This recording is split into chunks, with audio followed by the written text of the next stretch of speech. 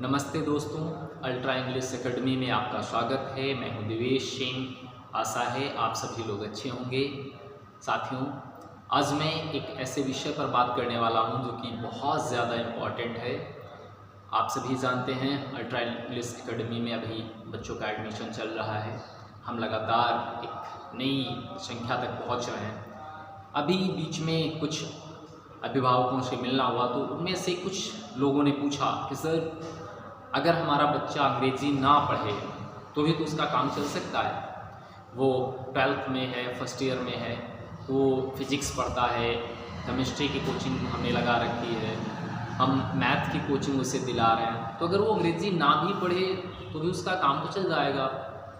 तो आज हम लोग इसी पे बात करने वाले हैं। साथियों, हम सभी जानते हैं कि हमारे क्षेत्र में जो पढ़ाई है उसका स्तर क्या है, और उसमें से भी हम लोग लगातार देखते हैं कि जो प्राथमिक महत्व का सबसे बड़ा विषय है वो गणित है। निस्संदेह वो बहुत ही महत्वपूर्ण है, जीवन में हर जगह काम आने वाला है।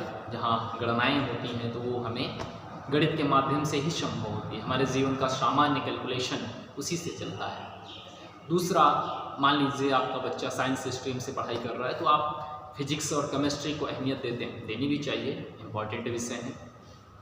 और उन्हीं के द्वारा आप अपने लिए एक तकनीकी शिक्षा अगर आप आगे जाकर प्राप्त करना चाहते हैं, सपोज करिए कि आप इंजीनियर करना चाहते हैं या आप टेक्निकल क्षेत्र में जाना चाहते हैं जहां आप करियर बनाना चाहते हो, तो वहां पर वो बहुत आवश्यक है, उसका ज्ञान निस्संदेह वो होना ही चाहिए।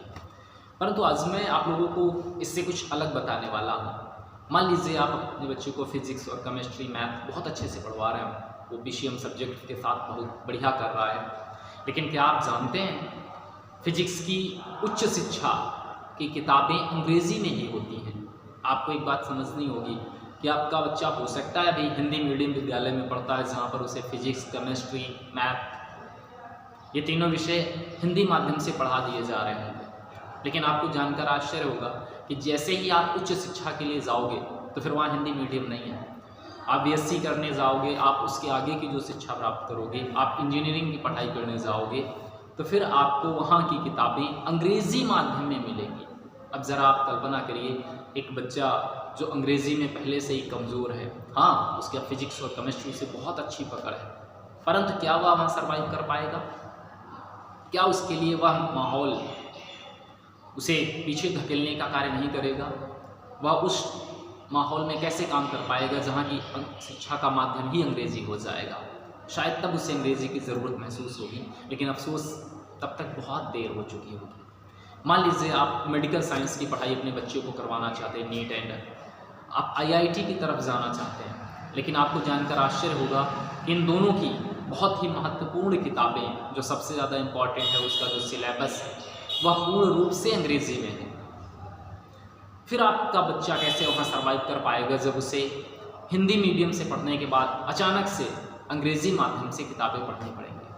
इसका एक बहुत डेटा है कि ज़्यादातर बच्चे वो जो हिंदी माध्यम में अपनी पढ़ाई पूरी करते हैं, उच्च शिक्षा तक पहुँचने पर जैसे ही उनका माध्यम बदलता है तो फिर उनके लिए समस्याएं खड़ी हो जाती हैं। ऐसे बहुत कम बच्चे हो पाते हैं कि वो उस माहौल को अडॉप्ट कर लें, अपने आप को मजबूत कर लें, लेकिन ऐसा बहुत कम हो पाता है क्योंकि गाँव की स्थिति बच्चों की क्या है ये हम सब जानते हैं बहुत अच्छे से।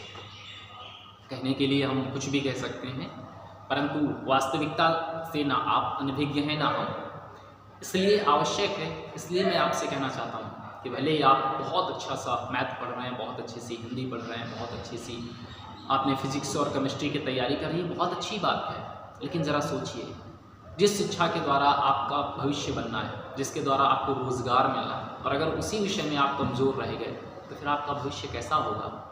आप एक पल के लिए विचार करिए कि आप फिजिक्स बहुत अच्छा आता है, लेकिन जब आप इंटरव्यू के लिए जाते हो तो वहाँ पर जो एचआर बैठा हुआ है, आपका इंटरव्यू इंग्लिश में कंडक्ट होता है, अंग्रेजी भाषा में जब होता है फिर आप नहीं बता पाते, फिर आपको अफसोस होता है। और दूसरी सबसे महत्वपूर्ण बात, अंग्रेज़ी कोई विषय नहीं है, अंग्रेज़ी एक भाषा है, एक माध्यम है अपने विचारों को व्यक्त करने का, अपने विचारों को आगे बढ़ाने का, अपने शिक्षा को प्रदर्शित करने का, अपने आप को एक्सप्रेस करने का। ये बिल्कुल उतना ही महत्वपूर्ण है जितना कि हिंदी जानना, हिंदी में समझ होना, हिंदी की अच्छी जानकारी होना अंग्रेज़ी का आज के युग में उतना ही ज़्यादा महत्वपूर्ण है।